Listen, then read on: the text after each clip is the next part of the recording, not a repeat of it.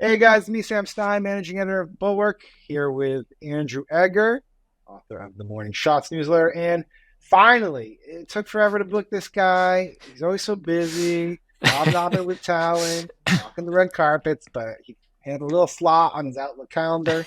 Max Tani from Semafor, friend of the show, friend of the site.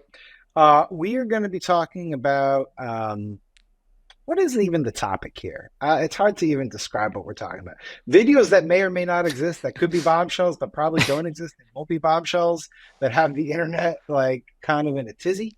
This was the topic of Andrew's Morning Shots newsletter. So Andrew, set us up. What is actually going on That's right, folks. The P tape is real. It turns out here? after all of this time, people were looking for it, and here it comes down the pipe, just in time to throw the election in an overwhelming landslide to Kamala Harris as Trump's voters abandoned him in droves. No, Oh, none of come that on. Give us the real thing. What are we really talking about? yeah, Because there's a no, real thing here. it's a bizarre story. Because what's been happening is there's been this kind of chatter bubbling up from some weird places that there is some kind of bombshell, perhaps video involving Donald Trump that might come out in the next few days. But saying it like that, just to be clear, gives it way more credence than any of us want to give it. Because what's weird about this story is not that this exists. People are obviously pitching around Oppo like crazy in the closing weeks of the election. Everybody wants an October surprise that's going to like knock the other candidate off of their game and make their base squirm and build momentum for the other person. What's weird about this story, and again, we don't know anything about the content of what this is even supposed to be, but what's weird Right. about it is that the primary people that we're hearing about this story from, this supposed damaging story about Donald Trump, are a lot of Donald Trump people. It's guys like Charlie Kirk over at Turning Point USA. It's people like Jack Posobiec, the conspiracy theorist who's become kind of like a MAGA influencer online. People who are saying like, man, we're really hearing about some crazy thing that's going to come out. It's going to be faked with AI. They're really going to try to rat fuck this guy here in the closing days of the campaign. And so that's kind of the weird stuff that's been bubbling up. Sam, I don't know what else you want to get on the table before we start picking this apart. All right. I think we should just be honest about what is alleged to be out there because it's been rumored, but then some people have been posting about it. The alleged video is of apparently Donald Trump, groping someone. Now, no one has confirmed it. No one has seen it. People are talking about it. It doesn't exist as far as we know. So I just wouldn't treat it like a real thing until it's a real thing. But I think the curious part, and this is where I want to bring in Max, is Mark Alpert comes out and says, I've been pitched this thing. It could destroy and end Trump's campaign in a minute, right? And then the real clear politics guy says, yeah, I've been pitched it too. I just don't even know what to make of it. It feels like if it were real, you wouldn't pitch it to those people. And then Yeah, that raises the question of like, do newsrooms even try to chase it down? And like, is this actually a deep fake? Like, what are we doing here? I think it's a really good question. I think if you take a look at all of the elections in recent history, at least going back to 2008, usually in October, the race is so far along, it's very, very difficult for anything to break into the news cycle. Right. Hence the desire among campaigns and among political folks for there to be one last big attempt to change the race. That's how you get the October surprise narrative that sometimes there It's is October a story. 24th. Yes, exactly. It's a little late. It's a little late for the October surprise. I mean, my general feeling about this entire thing, every election cycle, is that it's wishful thinking by political operatives hoping to change the dynamics of a race that are probably already set. Voting has begun already in some places. But it's true. We've seen it over the past several elections. In 2020, I believe the version of this that was being shopped by the Trump campaign and people around the Trump campaign was stuff from Hunter's laptop, if I'm not mistaken, which the New York Post posted. And some of that stuff was true. Yeah. But at the same time, I think that there's always this last minute scramble to find anything that might be hidden under the couch cushions, any loose change, so to speak. But in this case, and this is kind of like where it gets a little bit more interesting or kind of messes with your head a little bit more, is like back in the old cycles, you could basically say, oh, maybe something exists, maybe it doesn't. But like in this cycle, whatever pops up, you're going to then have to like kind of run the tracks on a little bit more because there's just so much deepfake stuff you don't know. Um, you could put out like altered video much more easily. It's just harder for newsrooms to grapple with this. Right. And it's happening at the exact time when many of these places have fewer resources. They've been hollowed out. There are not these, there aren't these very, very large institutions which can chase down every crazy potential lead. And this is happening at the same time when it's easier than ever to create, BS. But at the same time, like, I do think that there is a level to which there's so much garbage that's flooded, the ecosystem, the digital information ecosystem, that I think people have a hard time knowing what to believe. And I think in some ways, some of this stuff cancels itself out. I really do believe that. I mean, do people really genuinely think that Bad Hombre 69 has the goods on the Kamala campaign? Do Yes. we really actually think that?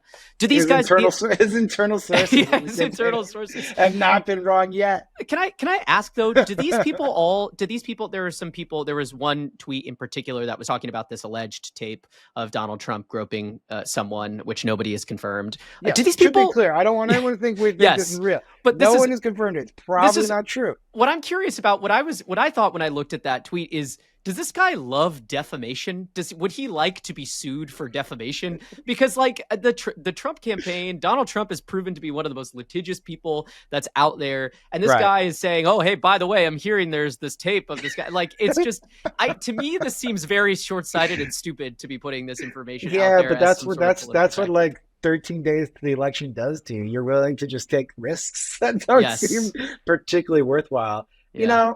I suppose the other element, Andrew, is like now the theory is, well, maybe the Trump people want to put this out and then like put out a real deep fake and then like go pure. The idea is pure Karl Rove, put out like some fake information, have the media jump on it and then be like, aha, we told you it's fake and the media's out to get us. Yeah, and the weird thing is that you don't even ever. Really I don't discount. I just want to be honest. I'm a weird, I'm a conspiracy theorist. I believe that's possible. But they don't even produce a video to run that play, right? I mean, that's kind of the play that we are already seeing run, which is that, but come on, if they had a fake video and like all the sure, that'd be like kind of like more interesting from a narrative point of view. But let me make this point, which is that like this is the reason why you're seeing this specifically from these sources. Like if there is this, and again, like it's also clear, it's also like, wow, there may or may not exist actual video footage of one of the many women that Donald Trump has groped over the last half century, which he's bragged about doing on tape. And it's that element of it too is just so like, come on, like how much would actual video footage of this actually change? But like I do think that there is this there's like two things going on here. There's the complete like cake baked thing about Donald Trump's horrible personal behavior, that like everybody on kind of like the anti-Trump side is always like kind of like imagining that there could be something out there that like finally would be like the smoking gun, incontrovertible evidence of how much of a creep and a jerk and just how bad this guy is, that like the scales would fall from people's eyes and at last everyone would see him clearly, which obviously like we're kind of well past the point of like evidence for that, if there weren't kind of like people kind of actively willfully keeping their heads in the sand about it. And the other element of it is that like that is so much the case, like people in Trump's camp have become so inured to even the concept of like his bad behavior. Like back in 2016, it was harder for them. There was a lot of cognitive dissonance about like, gosh, can we really vote for this guy? But like over time, you kind of build up an immunity to it. You build up calluses on your conscience. And I think like now we've gotten to the point where like these are the people who want to be talking about this stuff. Like it's a guys like Charlie Kirk, guys like Jack Posobiec see it as like a Trump I get what you're saying. Yeah, a positive narrative. It almost works to his benefit. They're going after him again. They're lying about him again. The fake news, like they want to smear him. They want to drag his name through the mud. It's the same people who, are happy to talk about like the story of John Kelly, Trump's former chief of staff, thinking he's basically a fascist. Like they're going to play on that field because they're like, no, we actually think that like we can win here. We can hold up our guy who's wrongfully accused by everybody around him all the time. So it's this very weird, perverse, upside down media. I see what you're saying. I understand it. I don't know if I believe it. Like, I mean, yes, I think to a degree they kind of like playing in the mud, and this is in the mud. But I just don't think if this tape actually existed, and again, this does not exist as far as we know. I just want to be clear. Like, I don't think that's like they're thrilled about it. But maybe it's just a distraction from other shit, and they can just play the victim No, again. if it exists, I don't. I think you're right that they're not thrilled by it, but I don't think it exists. So I was But just I guess that gets to the David Frum point, which is like we could play this game, and we did it in the office. It's a little grotesque and childish, but whatever. This is YouTube. What would actually have to be on tape at this point to like get Trump people to be like, oh, I whoa, mean, okay, no, the that's too much. no, but Like, I honestly don't know. one of the most honest things. Where And does your mind go, Max? well, one of the To what one of, depraved depths of humanity can you I tunnel? don't know if I don't know if I'm willing to entertain Max, entertain some of you that. gotta do it. Here You join the YouTube as a channel. guest. Yeah, that wasn't among any of the You didn't read pre-interview the prep. content?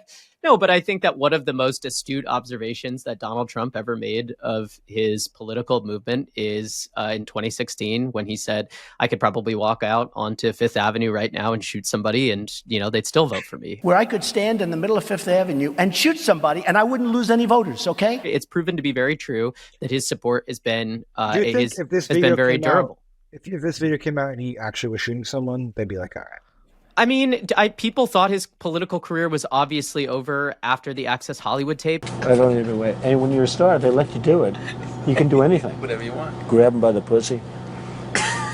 You can do anything. It's still statements. It's not necessarily, it wasn't an actual action. I mean, yeah, I'm sure there are things that we could imagine that would change people's minds. But at the same time, as Andrew pointed out, his supporters have been willing to have built up calluses, as he said, have been proven willing to rock with him on a variety of things that a lot of people have would consider to be politically disadvantageous.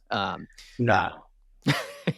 Your chief of staff saying you have a fondness for Hitler's generals? Yes, a large number of your former staff coming out and talking about how much they don't wish that you would return. That generally would not do. Generally, in in normal times, you might think that'd be bad. Yes, most people, political figures would not be able to survive something like that. Yeah, I want to talk a little bit about history here. I know we're pushing on your time, Max. You got precious moments that anything for you guys. I get it. Every second counts when you're hustling. It's true. But there's like an interesting history to this. The idea that some sort of secretive video is out there that could change the course of history, or photo or something. I guess there's been cases where this happens, right? Like the Gary Hart monkey business photo did actually matter. But in recent times, this stuff happens a lot and it doesn't materialize. So I'm thinking back to, I feel dirty just talking about this stuff, but it's true. The P tape was supposedly in the Russian dossier, and there was a P tape out there. We've never seen it. Don't think it exists. Thank God. Speak for yourself. I remember, there was the infamous. You guys both. Neither of you remember this, which is hilarious to me because you're children. But the Michelle Obama Whitey tape. You guys were too young, I guess, for that. But the long-standing rumor in 2008 was that there was a secret video of Michelle Obama like going off on Whitey's, and that obviously never existed. But it was going to change the course of the campaign. Well, just someone came out with it. It's some of the same. I mean, it's some of the same characters, right? I did have to go and Google this to remember. I vaguely remember some of this from Fox News era, like commentary. But I mean, Roger Stone was one of the people who was pushing that, right? If I'm not mistaken. Oh, yeah. I mean, this is a figure who is, if anything, has more power in the, in terms of shaping things because he's got all, because of his proximity to Trump. So I mean, it's not surprising to me that we seem to run different iterations of the same kind of last minute political scrambles over and over. That there are different forms of this that have popped up over time, just primarily because it's the same figures some of the same figures on the Republican side. Yeah, but I guess the difference now is we would have expected it to be about Kamala Harris. In this case, it's not, which makes me think it's one of those double ops. Don't you think it's kind of both, though? I mean, what we're seeing, one of the things that's been interesting to me to see, and this is something that you've pointed out, Sam, is just the level of just pure garbage, misinformation, disinformation that's on, X these days. Hard to say it with a straight face. But I mean, it was so interesting to me after 2016. There was a really, really big push into these newsrooms had these disinformation reporters and these misinformation units that were out there to kind of knock down all the fake stories. Nowadays, people basically, I mean, those units exist. There's plenty of stories out there, debunking these kinds of things, but it's just being produced at such volumes and being amplified at such volumes, particularly on Twitter now that it's owned by Elon Musk, that it's like kind of hard to keep up. And I wonder, almost like I said at the beginning, how does it, I just feel like it canceled, but I feel like so much of it cancels itself out, because it's like, if you follow Jack Posobiec, you're like, oh my God, the campaign is falling apart. It's all crazy. Kamala's screaming at all these people. If you follow whoever this guy is, you're just seeing, apparently there's a tape out there of Donald Trump doing God knows what, So I don't know. I wonder, does that actually impact, a mother in their late 50s in Wisconsin and how they vote? I honestly don't know. Who's not really online that much. Yeah, I don't think so, but I don't know, Andrew, what do you think? The one other thing that I wanted to add about that is just that there's also just such an element of unreality to a lot of it, where like so many of these accounts are completely anonymous. It's some random picture, random string of characters about their blue check, hundreds of thousands of likes and retweets. But are the likes and retweets even real? Or is that just other, bot activity amplifying this stuff? Like you can't ever run it back to like actual human actors, actual human beings. So like from the content creators to the audience, like this whole thing is just taking place on X, like you say, like in this sort of zone of unreality, this like complete like hall of mirrors on there. So that makes it really hard to just like even know what's filtering down, like who's saying what in their algorithms. I will say there's the campaigns. I remember doing this story after 2020. I'm sure the same thing applies now. The Biden campaign, I mean, their people are very tuned to this stuff. The Biden campaign in 2020 was, and I'm assuming the Harris campaign too. And they would watch with some sort of scientific specificity, like which of the bullshit stuff on Twitter would break through. And they would, they'd have metrics for if a story is getting picked up in different outlets and it was spreading. And if they hit a few metrics and it like had escaped the kind of closed off ecosystem into something larger, that's when they would respond. And one of the funny things was one of the few times that they felt like there was like enough escape velocity on a Twitter rumor story in the 2020 campaign was this idea that Joe Biden had an earpiece in and taken some sort of like steroids before the first debate, and that's why he did so well.